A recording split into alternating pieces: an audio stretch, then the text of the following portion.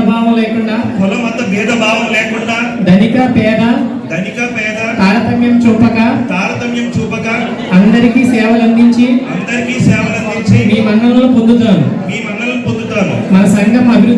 మన సంఘం అభివృద్ధికి కృషి చేస్తాను.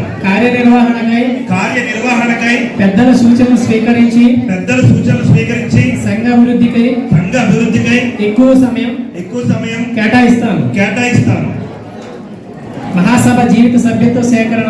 మహాసభ జీవిత సభ్యత్వ సేకరణలో పూర్తి సహకారం అందజేస్తాను.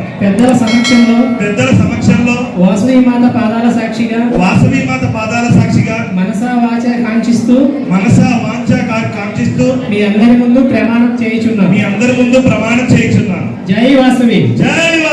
జై జై వాసవి. జై